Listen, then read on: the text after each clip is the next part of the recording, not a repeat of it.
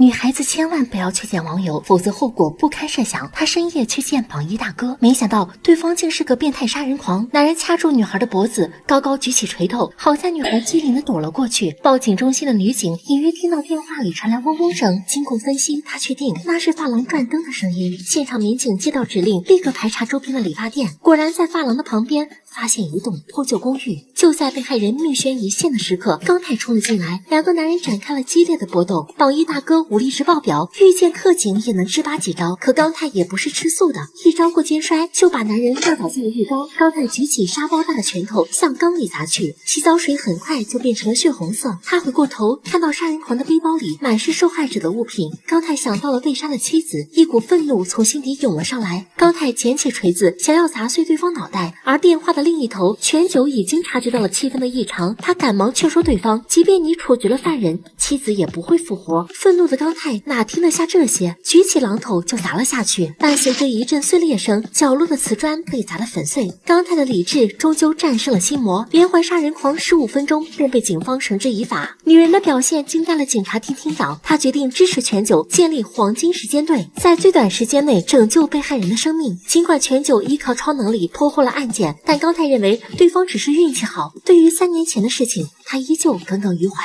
第二天一早，全九便抽调了一批警力组建了部门，其中包括黑客高手李小白、举止干练都奇燕、处决横桑朴刚泰、资深刑警正在搞。队伍刚刚组建，112报警中心便接到了一个紧急案情，7岁男孩报警称妈妈要杀了自己，此时他正躲在洗衣机中。起初警员以为是孩子的恶作剧，可通过呼吸的声音，全九发现男孩不但受了重伤，而且随时都有生命危险。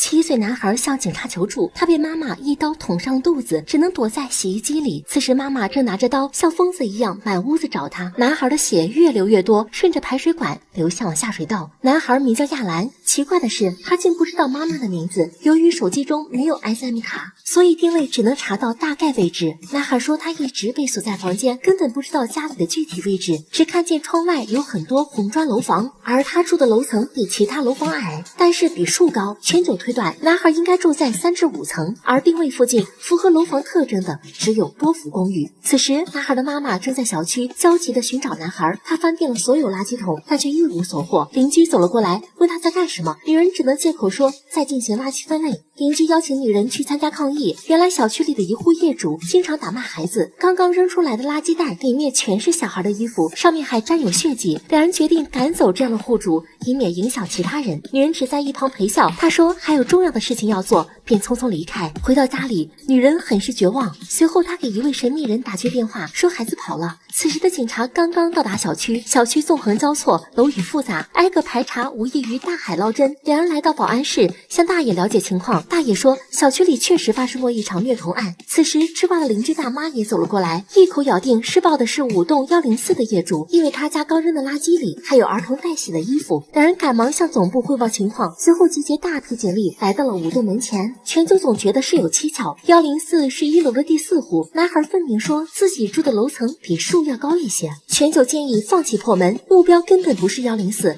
但刚泰却很坚定，因为此时的房间里仍在不断传出孩子的惨叫声。奄奄一息的男孩向警察传递了更多情报，每次爸爸回家，他都会听见一阵木琴的声音。家里曾有个哥哥和姐姐，但现在都不见了踪影。就在警方毫无头绪的时候，女人已经根据声响慢慢摸索到了阳台。男孩吓得赶忙捂住嘴巴。女人走向洗衣机，但却未发现任何异常。另一面，破门而入的警察看到一个母亲正在教训不吃饭的儿子，这时他们才明白自己被误导了。而楼上的妈妈已经知道了男孩藏身的具体位置，因为洗衣机的排水管正一滴一滴的向外渗着血。